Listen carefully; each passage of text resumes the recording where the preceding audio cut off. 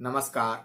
विचारालय में मैं संजय कुमार निषाद एक बार फिर से आप सबका हार्दिक अभिनंदन करता हूं।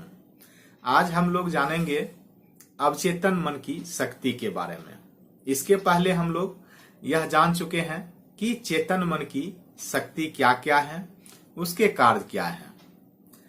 आज हम अवचेतन मन की शक्ति एवं उसके कार्यों के बारे में कुछ जानकारी प्राप्त करेंगे। और सच कहा जाए तो यह जो अवचेतन मन है, यानी जो सबकॉन्शियस माइंड है, यह शक्ति का खजाना है। इसके बारे में 2 मिनट, 4 मिनट या 10 मिनट में जानकारी हासिल करना या प्राप्त करना आसान काम नहीं है, यह मुश्किल काम है। लेकिन चरण दर चरण अगर हम लोग जानते जाएंगे तो यह आसान हो जाएगा और जितनी हमें जानकारी चाहिए उतनी जानकारी भविष्य में भी इस विषय पर लेते रहेंगे। शुरुआती जानकारी के तौर पर जो हमें सीखना चाहिए, जो हमें जानना चाहिए, उसे यहां से हम प्राप्त कर रहे हैं। तो चलिए शुरू करते हैं बगैर समय को बर्बाद किए। इसका जो पहला काम है अवचेतन मन का, या जो शक्ति है, संवेदना यानी सेंसेस। सेंसेस या संवेदना जागृत मन के द्वारा भी नियंत्रित होता है, यह हम लोगों ने जाना है। लेकिन हम लोग यह भी जानते हैं कि जागृत मन के द्वारा कोई चीज तब नियंत्रित होता है जब हम जगे हुए रहते हैं। जब हम सो जाते हैं तो यह मान के चलें कि जागृत मन भी सो जाता है, यानी कि चेतन मन भी सो जाता है। चेतन मन यानी जागृत मन। और जब हम सोए हुए रहते हैं तो अवचेतन मन तब भी कंट्रोल करता है, तब भी काम करता है। और जब जगे हुए रहते हैं तब भी जो सबकॉन्शियस माइंड है या अवचेतन मन है तब भी काम करता है। यह हम लोग जान चुके हैं कि अवचेतन मन 24/7 काम करता है। वह कभी छुट्टी नहीं लेता या कभी व्यस्त नहीं रहता, यह हम लोग जान चुके हैं। सोना, जागना, आराम करना, यह चेतन मन का काम है, यानी कि कॉन्शियस माइंड का काम है। लेकिन जहां तक सेंस के बारे में है, सेंसेस की यानी संवेदना के बारे में है, कि जब हम सोए हुए रहते हैं तब भी कई बार ऐसा महसूस करते हैं कि कमरे में कोई गंध हो या अचानक कोई बल्ब ऑन कर दे या कोई मच्छर काट ले तो हमें पता चल जाता है। यही सेंस है जो 5 ज्ञानेंद्रियों के द्वारा हम लोग हासिल करते हैं, अनुभव करते हैं। तो जगे हुए यानी जागृत मन में या चेतन मन में तो हम लोग करते ही हैं, उसके द्वारा यह नियंत्रित तो होता ही है। लेकिन अवचेतन मन के द्वारा भी यह नियंत्रित होता है। तो पहला काम यह हो गया। दूसरा मूवमेंट का है। इसके बारे में भी हम लोग ने जाना था कि मूवमेंट असल में चेतन मन का काम है, उसके द्वारा यह नियंत्रित होता है जब हम जगे हुए रहते हैं तो, यानी जागृत मन का, कॉन्शियस माइंड का। लेकिन कई बार यह देखा जाता है और हम सब अनुभव भी करते हैं कि जब हम लोग सोए हुए रहते हैं तो करवट बदलते हैं, यह मूवमेंट ही है। खराटे लेना भी एक मूवमेंट है। तो अवचेतन मन के द्वारा भी मूवमेंट नियंत्रित होता है। दूसरा काम हो गया इसका। इसका तीसरा काम है रिफ्लेक्स एक्शन, यानी कि परिवर्तित क्रिया। कई बार हम लोग देखते हैं कि जैसे बातें कर रहे हैं, अचानक कोई ऐसी वस्तु हमारे आंख के तरफ फेंक दिया गया, मान लीजिए कोई पत्थर फेंक दिया या कीट पतंगा अचानक हमारे आंख की तरफ आता है तो आंख हमारा एकदम सा बंद हो जाता है। वह चेतन मन के द्वारा नहीं होता है, वह अवचेतन मन के द्वारा होता है। इसी को परिवर्तित क्रिया कहते हैं। जैसे सड़क पर चल रहे हैं और मान लीजिए माचिस की तीली जली हुई है, वहां नंगे पांव हैं, अचानक उस पर पांव पड़ गया, तो उसमें जो एक्शन होगा वह रिफ्लेक्स एक्शन होगा। वह हम लोग तुरंत चेतन मन के द्वारा नहीं करते हैं, कॉन्शियस माइंड के द्वारा नहीं करते हैं, वह अवचेतन मन के द्वारा रिफ्लेक्स एक्शन किया जाता है। तो यह तीसरा काम हो गया। चौथा काम है अंतर आत्मा की आवाज। कॉन्साइंस इसको कहा जाता है अंग्रेजी में। हम सब कभी न कभी जीवन में यह अनुभव करते हैं, खास करके तब जब कोई गलत काम करते हैं या करने को तैयार होते हैं। नैतिक दृष्टि से या सामाजिक दृष्टि से या राजनीतिक या कहिए जो नियम कानून है, उस दृष्टि से अगर वह काम सही नहीं है तो हमारे अंदर से एक आवाज आती है कि ऐसा नहीं करना चाहिए। ऐसा सभी लोग अनुभव करते हैं, किए भी होंगे। अगर उस तरह कभी यह जरूरी नहीं है कि हम सब गलत काम किए हों, लेकिन कई बार सोच सकते हैं, सोचते भी हैं। तो जब हम लोग सोचते भी हैं, थिंकिंग ही एक पावर है। जब सोचते हैं उस समय भी हमारे अंदर से एक आवाज आती है कि ऐसा नहीं करना है। फिर हमारे जो जागृत मन है या चेतन मन है, उसका काम है उसे माने या नहीं माने। वह अंतरात्मा की जो आवाज है वही अवचेतन मन की आवाज है। फिर चेतन मन पर यह निर्भर करता है कि उसे मान लें या नहीं माने। जो मान लेते हैं उसके लिए फायदेमंद रहता है, जो नहीं मानते हैं बार बार जो अपने अवचेतन मन की आवाज को अनदेखा करता है, वही असामाजिक तत्व या अपराधी तत्व बनते हैं। तो चौथा जो काम था सबकॉन्शियस माइंड का, वह जान चुके। पांचवा काम है इसका टेलीपैथी। टेलीपैथी क्या है? असल में यह कई बार हम लोग अनुभव कर चुके हैं। चूंकि मन के बारे में बता रहे हैं तो मन तो हम सबके पास है और कुछ न कुछ हम सब लोग अनुभव करते हैं, प्रत्यक्ष रूप से और प्रत्यक्ष रूप से, जानबूझकर या अनजाने में। जब तक हम लोग नहीं जानते हैं तो वह अनजाने में होता है। और कुछ लोग इसको दैवीय शक्ति भी बोलते हैं, जिसे पता नहीं है। असल में वह हमारे अंदर में जो मन है उसका कमाल है। टेलीपैथी उनमें से एक है। हम सब यह कई बार अनुभव कर चुके हैं। कोई मित्र है या कोई रिश्तेदार है, कई दिनों से या महीनों से या काफी दिनों से उससे बात नहीं किया, अचानक मन में ख्याल आता है कि उनसे बात करना चाहिए। और जैसे ही टेलीफोन की तरफ हाथ बढ़ाते हैं या मोबाइल उठाते हैं, अचानक उसी समय टेलीफोन की घंटी बजती है या मोबाइल का जो रिंगटोन है वह बजता है और सामने एग्जैक्ट वही व्यक्ति होता है जिससे हम बात करने जा रहे थे।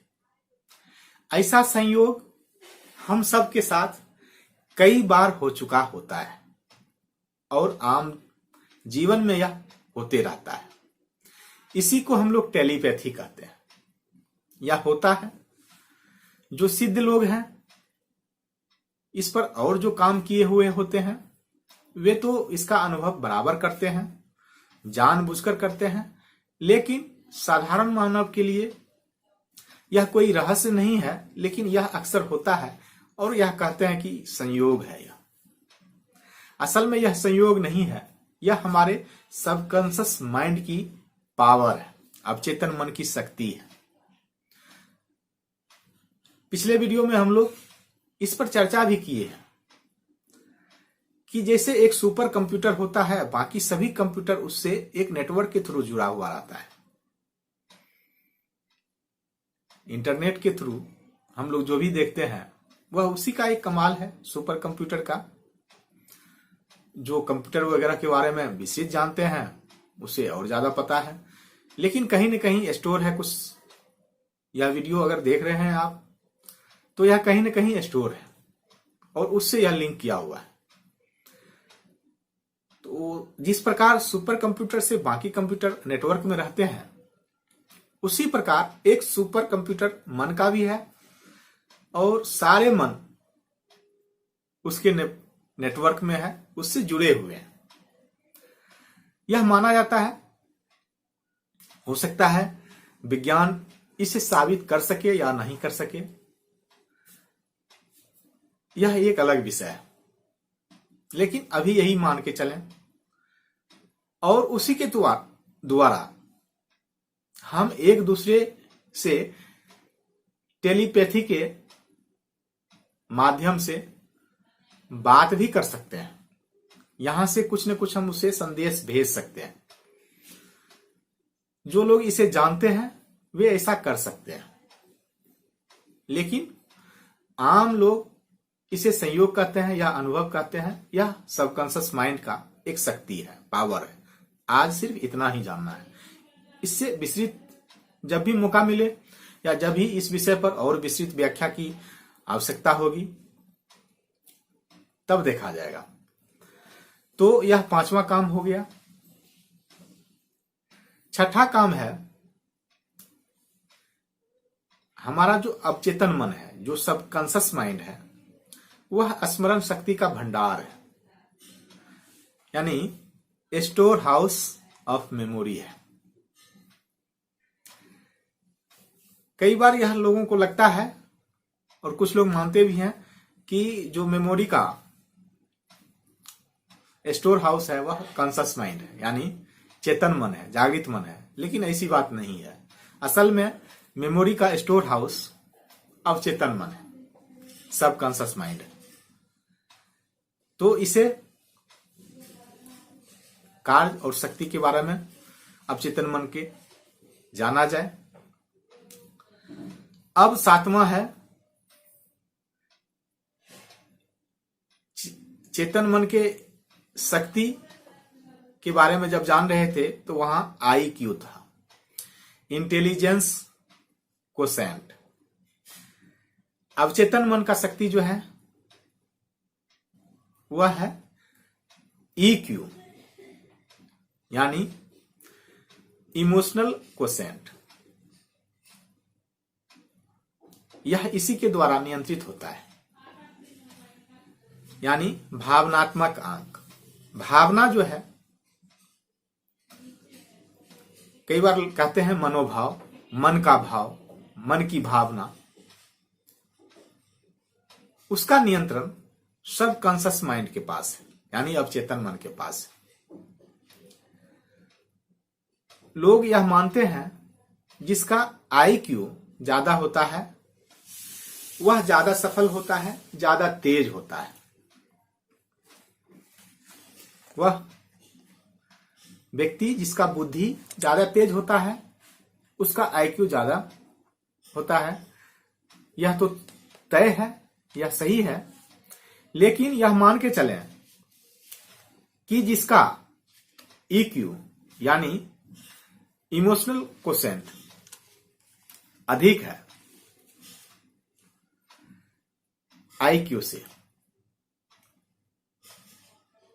वह भी जीवन में उससे ज्यादा सफलता हासिल कर सकता है। इसे यूं समझें कि हो सकता है किसी व्यक्ति का आईक्यू एक दूसरे व्यक्ति के आईक्यू से कम हो, तो वह कम बुद्धिमान होगा। लेकिन जहां तक सफलता की सवाल है, अगर उसका ईक्यू यानी इमोशनल क्वोशेंट दूसरे व्यक्ति के ईक्यू से ज्यादा, जिसका इसके आईक्यू से ज्यादा था, उस कंडीशन में यह व्यक्ति जिसका ईक्यू ज्यादा है वह ज्यादा सफलता हासिल कर सकता है। भावना या भावनात्मक जो अंक है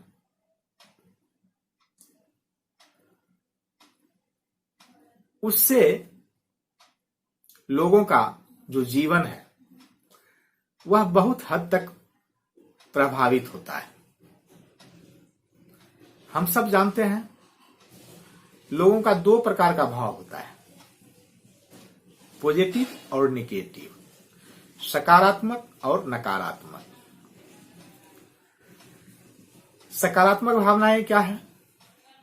जैसे प्रेम हुआ, दया, कृपा, करुणा, क्षमा, कृतज्ञता, सहिष्णुता, विश्वास, श्रद्धा, उदारता, आशा, ये सब सकारात्मक भावनाएं हैं।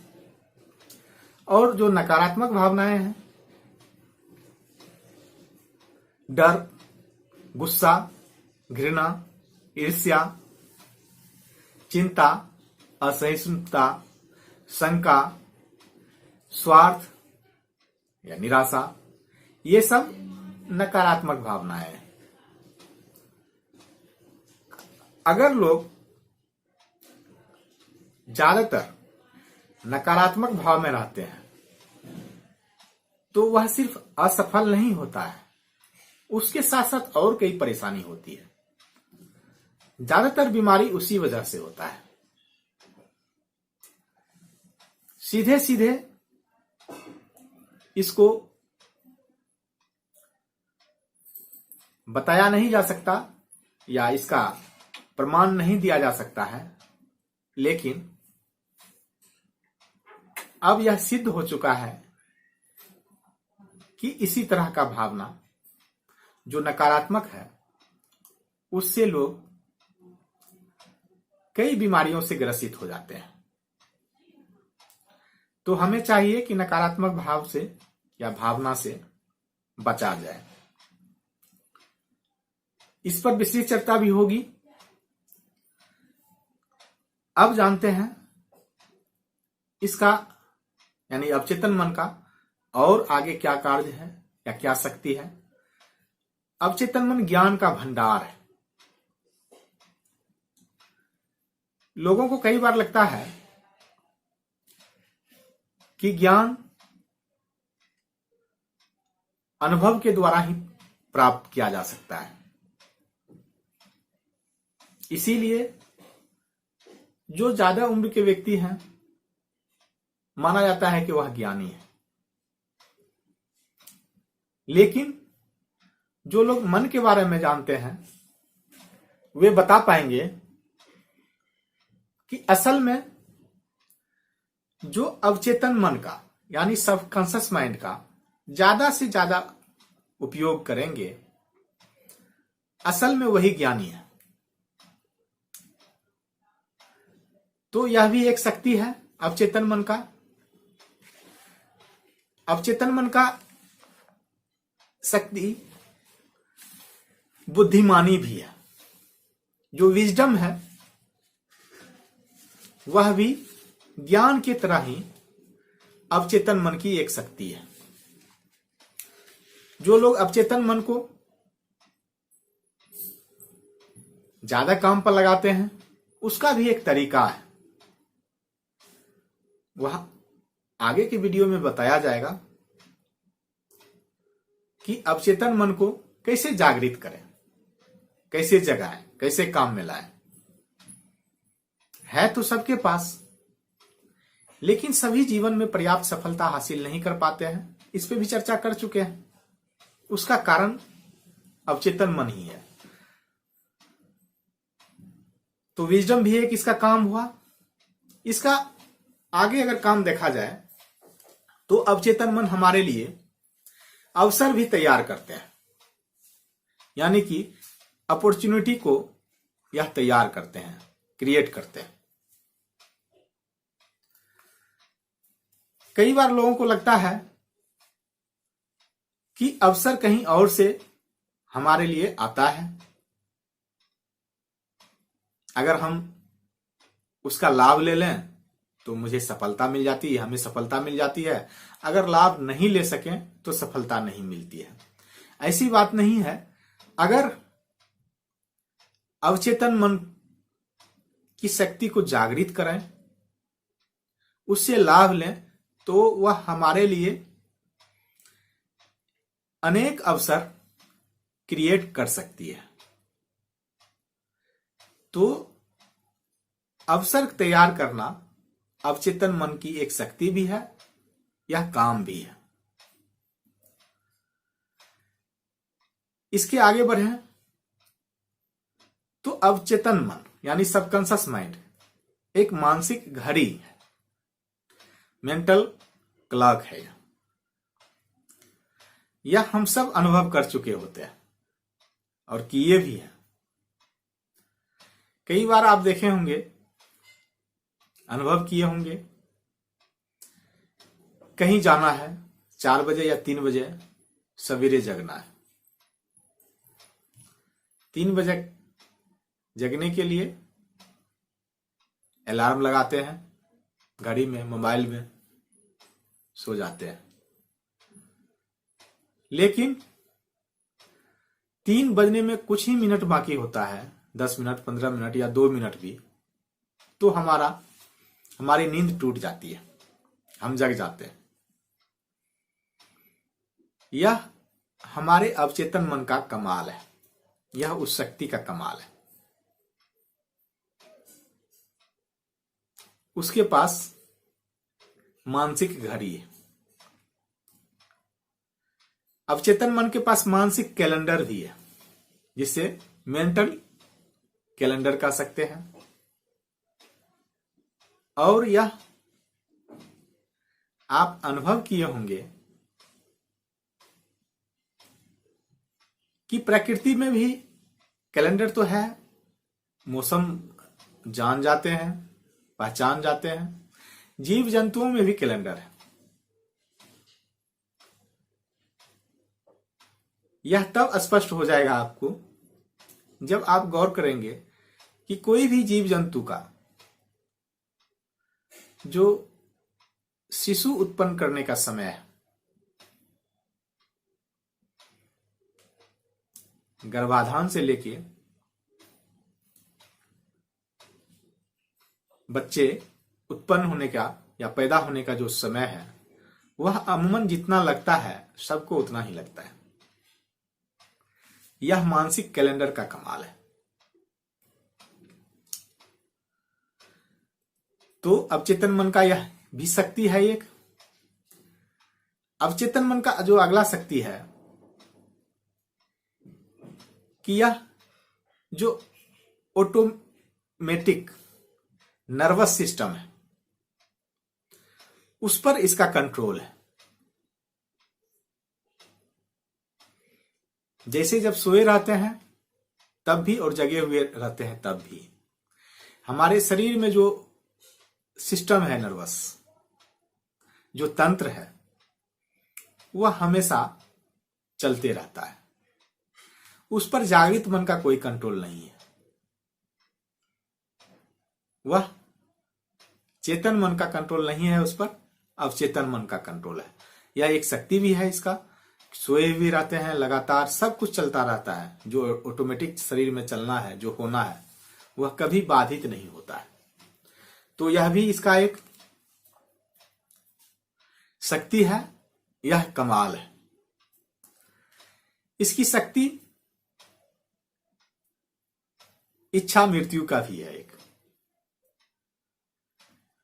हम सब जानते हैं महाभारत में भीष्म पितामह को इच्छा मृत्यु का वरदान था।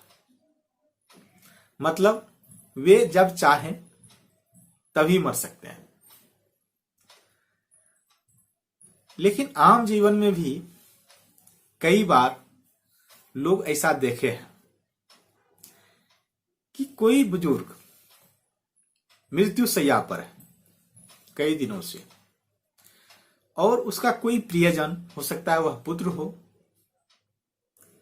उसके पास नहीं है, वह कहीं और है, और उसके आने के इंतजार में मृत्यु शैया पर पड़े लोग कुछ दिनों तक यूं ही जीवित रहते हैं। और जैसे ही उनके प्रिय, या तो कहिए पुत्र या जो भी हो प्रियजन, उनसे आके मिल लेते हैं, फिर वह शरीर को त्याग देते हैं। यह इच्छा मृत्यु है। यह अवचेतन मन का कमाल है, सबकॉन्शियस माइंड का कमाल है। इसका अगला जो शक्ति है वह बॉडी ग्रोथ का है, यानी शरीर में जो वृद्धि होता है वह अवचेतन मन के नियंत्रण में होता है।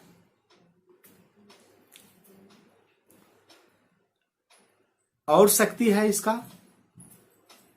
जो शरीर में हीलिंग होता है, यानी इलाज या स्वास्थ्य में सुधार। जैसे कोई व्यक्ति अस्वस्थ हो जाते हैं तो ठीक कैसे होते हैं, उस पर चेतन मन या कॉन्शियस माइंड का कोई योगदान नहीं होता है। उस पर कंट्रोल अवचेतन मन का होता है, सबकॉन्शियस माइंड का होता है।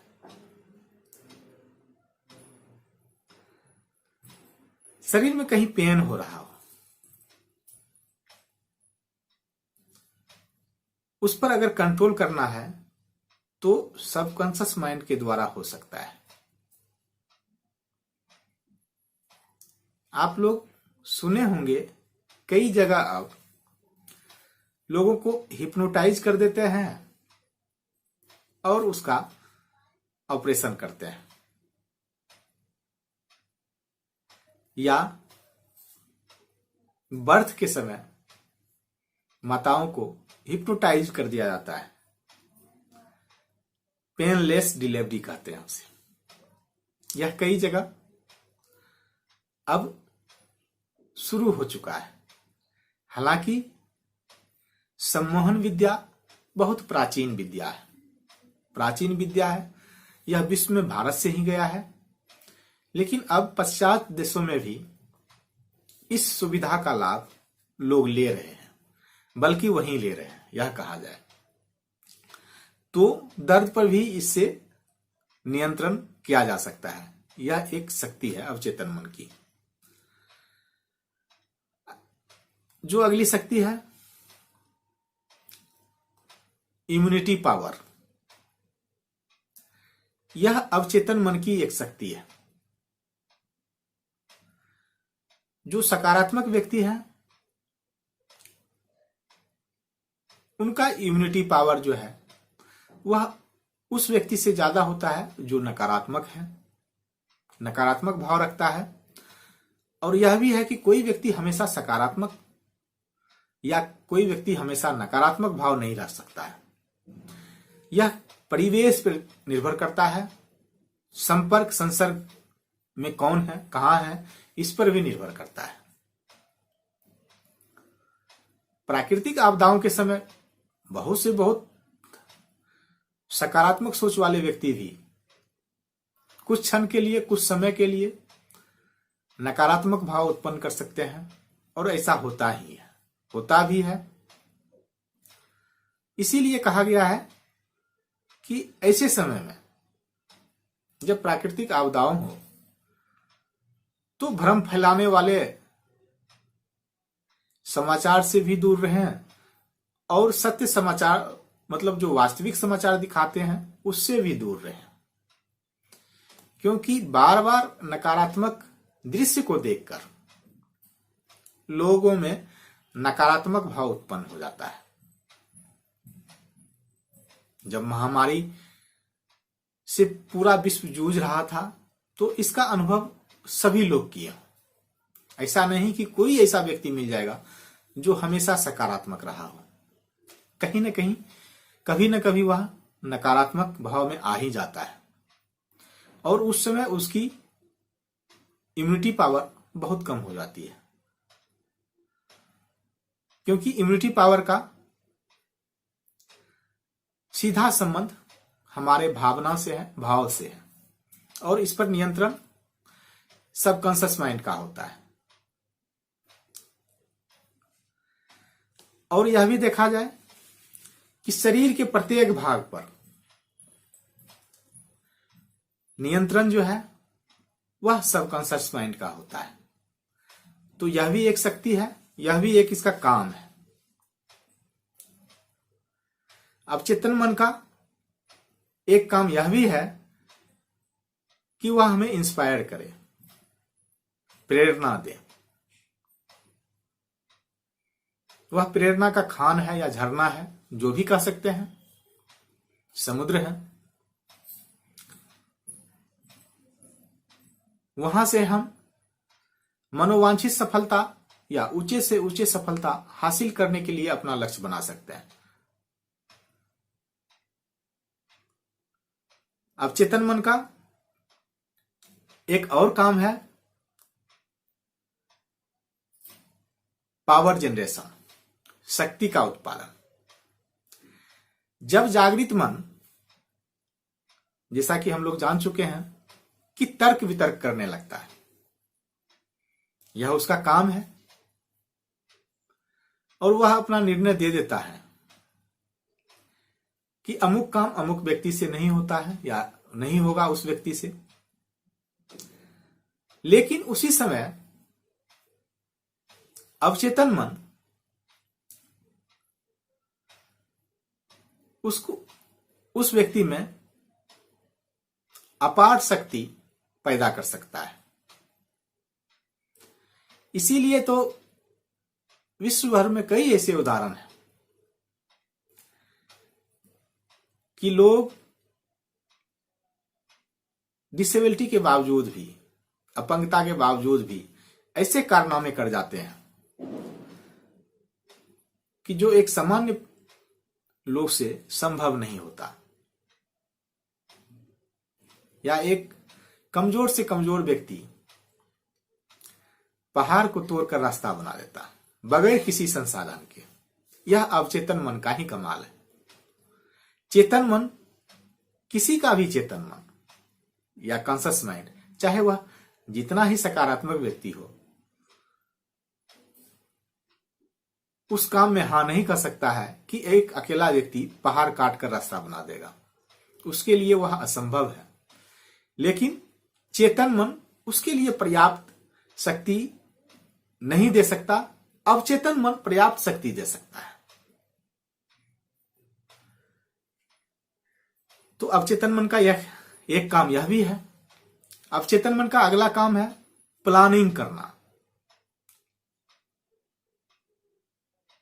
कई बार आप देखे होंगे कि कुछ काम करने के लिए आप सोच रहे हैं, चेतन मन से बहुत माथापच्ची किए आप, लेकिन एग्जैक्ट क्या करना है, कैसे योजना बनाना है, वह नहीं बना। लेकिन जैसे ही आप ट्रांस में गए या अवचेतन मन, चेतन मन जैसे ही अपना काम बंद किया, अवचेतन मन के द्वारा आप प्लान बना लिए, बढ़िया से बढ़िया प्लान बना लिए। तो इसका यह भी एक काम है। कई बार अवचेतन मन हमें हमारी समस्याओं का समाधान दे देता है। महान से महान वैज्ञानिक भी इसका अनुभव किए और साधारण व्यक्ति भी अनुभव किए।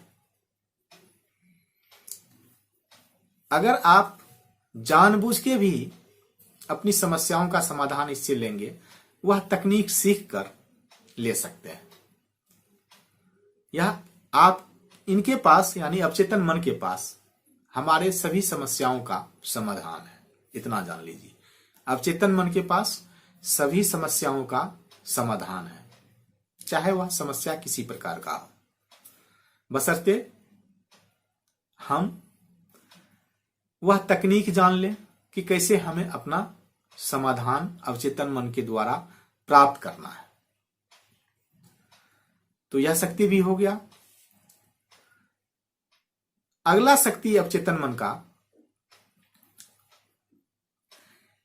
क्रिएटिव पावर है, यानी कि सृजन शक्ति या कुछ बनाने की शक्ति या बनने या पाने की शक्ति, इसी को क्रिएटिव पावर कहते हैं। जागृत मन या चेतन मन के द्वारा हम क्रिएशन कुछ नहीं करते। क्रिएशन पर हमारे जागृत मन का बहुत कम नियंत्रण होता है। हमारे सबकॉन्शियस माइंड का ही उस पर कंट्रोल रहता है, यह उसकी शक्ति है। मैग्नेटिक पावर भी अवचेतन मन के शक्तियों में से एक है।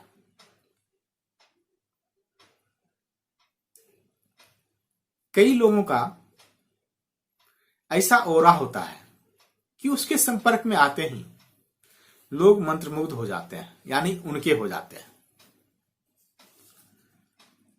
इसको समझना थोड़ा मुश्किल है, लेकिन फिलहाल इतना ही जान लें, यह शक्ति भी है लोगों के पास अवचेतन मन में। अवचेतन मन को पर्सनल भगवान भी कहते हैं, पर्सनल गॉड भी कहते हैं, निजी भगवान है।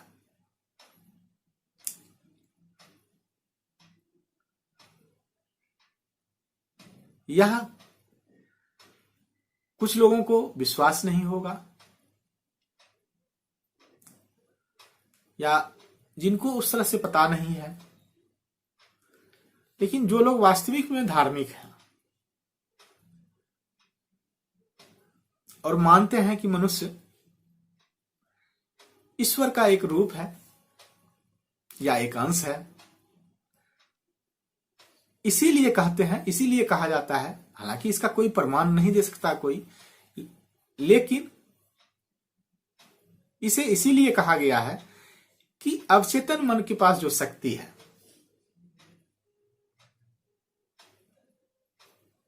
वह अथाह शक्ति है। सर्वशक्तिमान अवचेतन मन ही है, और सर्वशक्तिमान ईश्वर को भी कहा जाता है। इसलिए आप मान सकते हैं इसे कि यह सब व्यक्ति का पर्सनल गॉड है, पर्सनल भगवान है। इसको खुश करें, यानी इसका जो तकनीक है उसको अपनाकर आप, हम या हम सब कुछ भी प्राप्त कर सकते हैं।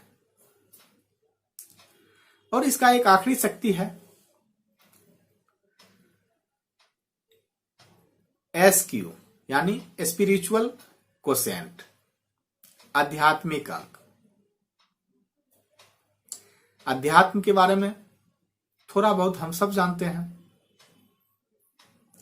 और यह माना जाता है जिसका SQ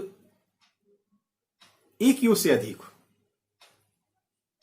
IQ से अधिक हो, यानी